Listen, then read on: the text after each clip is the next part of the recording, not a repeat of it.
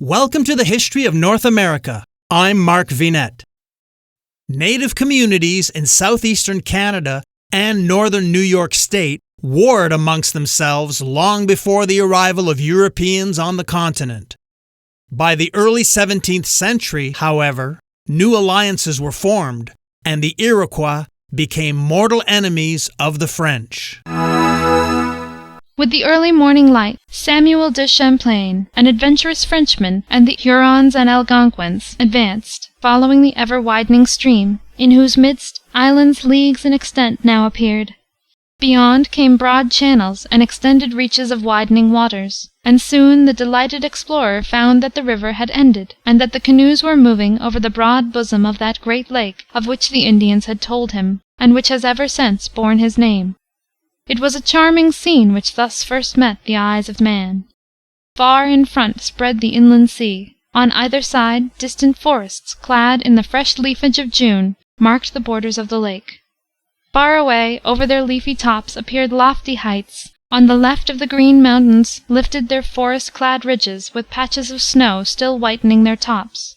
On the right rose the clustering hills of the Adirondacks, then the hunting grounds of the Iroquois, and destined to remain the game preserves of the whites long after the axe and plough had subdued all the remainder of that forest-clad domain.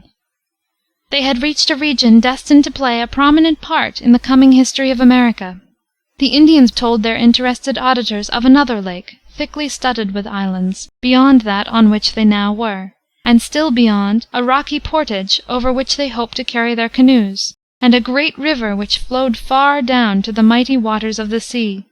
If they met not the foe sooner, they would press onward to this stream, and there perhaps surprise some town of the Mohawks, whose settlements approached its banks. This same liquid route in later days was to be traversed by warlike hosts both in the French and Indian and the Revolutionary Wars, and to be signalized by the capture of Burgoyne and his invading host, one of the most vital events in the American struggle for liberty. The present expedition was not to go so far. Hostile bands were to be met before they left the sheet of water over which their canoes now glided. Onward they went, the route becoming hourly more dangerous. At length they changed their mode of progress, resting in the depths of the forest all day long, taking to the waters at twilight, and paddling cautiously onward, till the crimsoning of the eastern sky told them that day was near at hand. Then the canoes were drawn up in sheltered coves, and the warriors, chatting, smoking, and sleeping, spent on the leafy lake borders the slow-moving hours of the day. The journey was a long one. It was the 29th of July when they reached a point far down the lake, near the present site of Crown Point. They had paddled all night. They hid here all day. Champlain fell asleep on a heap of spruce boughs, and in his slumber dreamed that he had seen the Iroquois drowning in the lake, and that when he tried to rescue them, he had been told by his Algonquin friends to leave them alone, as they were not worth the trouble of saving. The Indians believed in the power of dreams. They had beset Champlain daily to learn if he had had any visions. When now he told them his dream, they were filled with joy. Victory had spoken into his slumbering ear. With gladness they re-embarked when night came on, and continued their course down the lake. They had not far to go. At 10 o'clock, through the shadows of the night, they beheld a number of dark objects on the lake before them.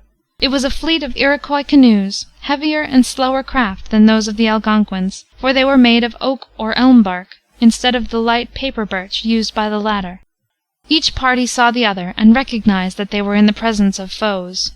War cries sounded over the shadowy waters.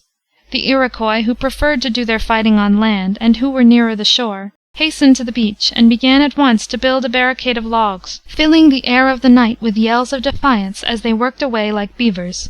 The allies, meanwhile, remained on the lake, their canoes lashed together with poles, dancing with a vigor that imperiled their frail barks, and answering the taunts and menaces of their foes with equally vociferous abuse.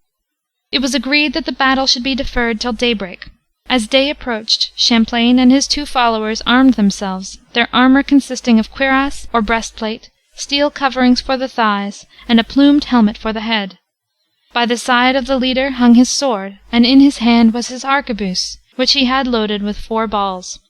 The natives of these woods were now first to learn the destructive power of that weapon, for which in the years to come they would themselves discard the antiquated bow.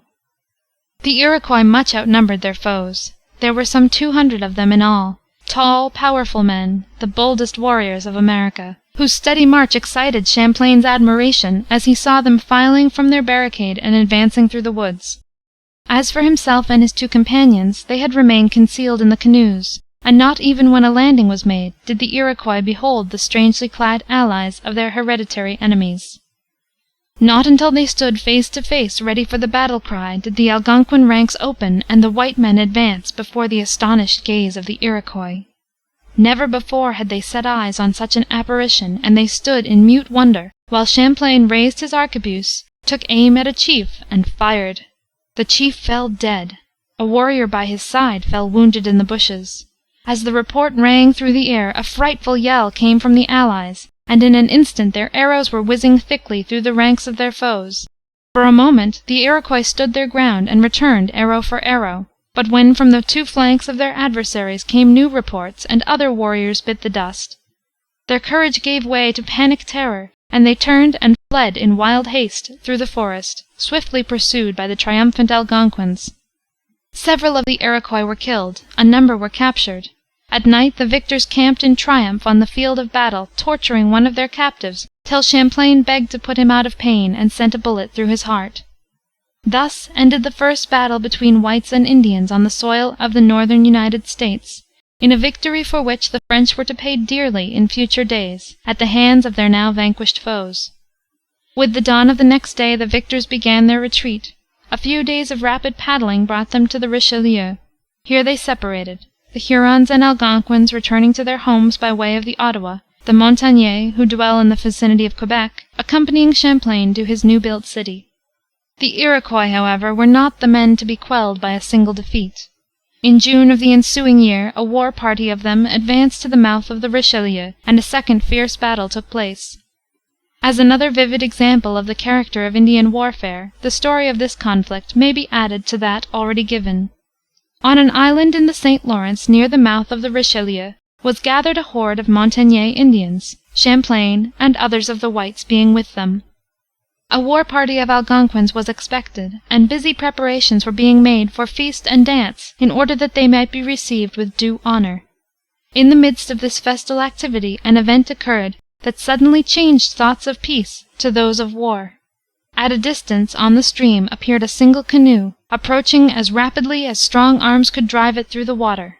On coming near, its inmates called out loudly that the Algonquins were in the forest, engaged in battle with 100 Iroquois, who, outnumbered, were fighting from behind a barricade of trees which they had hastily erected.